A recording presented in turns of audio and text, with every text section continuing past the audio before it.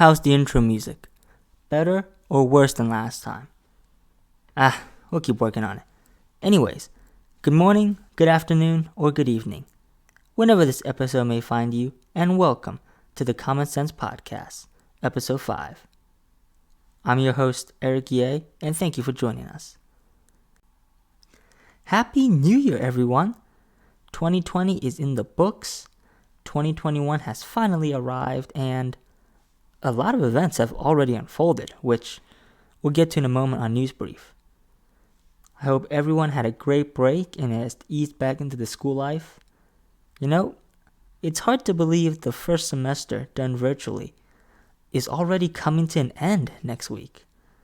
Time flies by so fast. Anyways, we have a great show for you all with 3 segments. They will be News Brief, Sports with Miller Ram, and a brand new segment, The Challenge Zone. Without further ado, let's get started.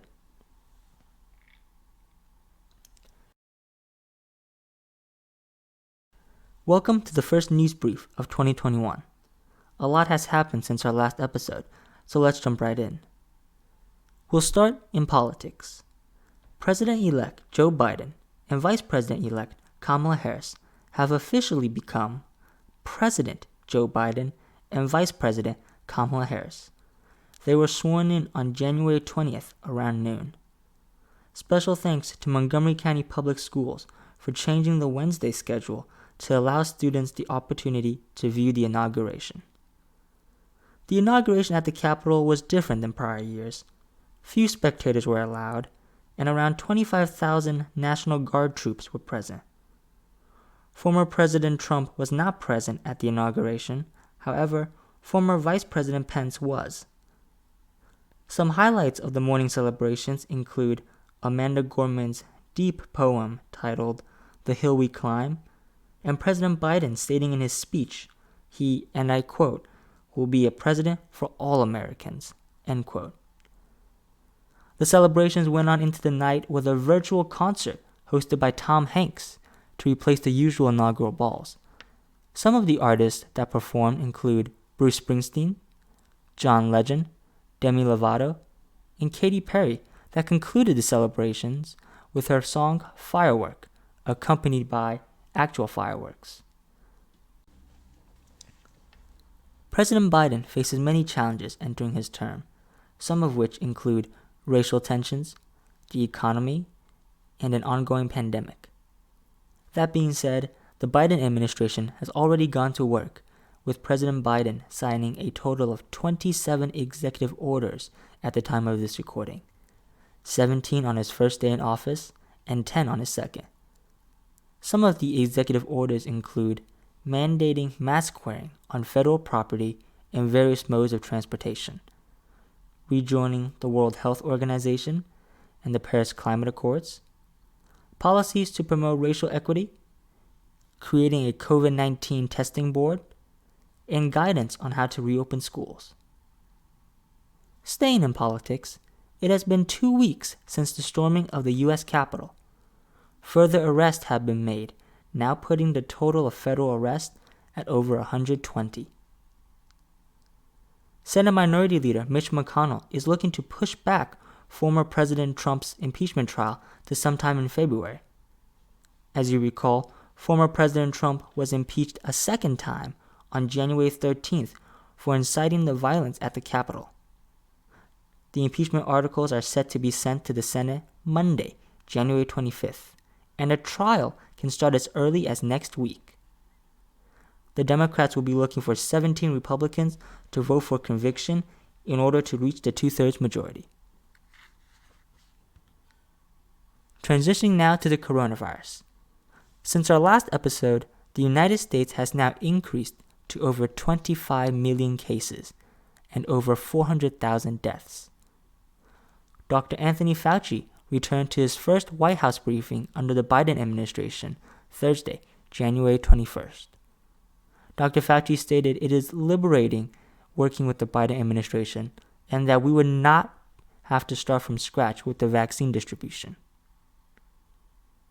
Moving on to entertainment. Netflix announces a huge movie slate for 2021. The streaming service plans to release one movie every week for the entire year. These movies will include big-name movie stars from Dwayne Johnson, Gal Gadot, Leonardo DiCaprio, Chris Hemsworth, and so much more. We'll work to get Josh Friedman back to review some of these movies on Friedman's Film Forum. Shifting to food, the chicken sandwich wars may have a new competitor. That's right, Taco Bell plans to release new chicken items to the menu in the coming months. In addition, McDonald's and KFC both plan to release new chicken sandwiches as well. If you ask me, the winner of the chicken sandwich wars belongs to Chick-fil-A. That's just my opinion. Transitioning now to the lottery that only some of us can participate in. The winning ticket for Powerball's $731.1 million jackpot was sold in Allegheny County, Maryland. No one has won the Mega Million jackpot yet, which is now at $1 billion, making it the third largest amount in U.S. history. Finally, we return locally. On Thursday, January 21st, Governor Larry Hogan announced he wants schools to reopen with in-person learning by March 1st. The March 1st date is 2 weeks earlier than MCPS's planned reopen date. The January 26th PSAT has been canceled. However, 11th grade students still interested in the National Merit Scholarship Program, there is an alternative entry method that can be found on the MCPS website. MCPS is continuing to work on providing the SAT at no cost on either April 13th or April 27th.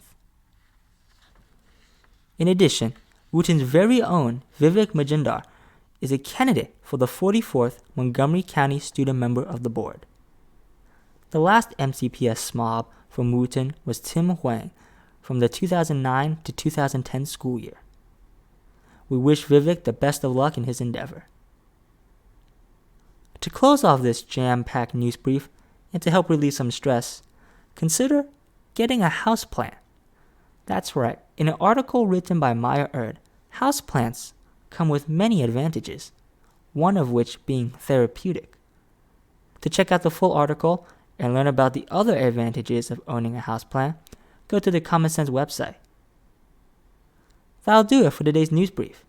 Next up in the playlist, we have Sports with Miller Rom.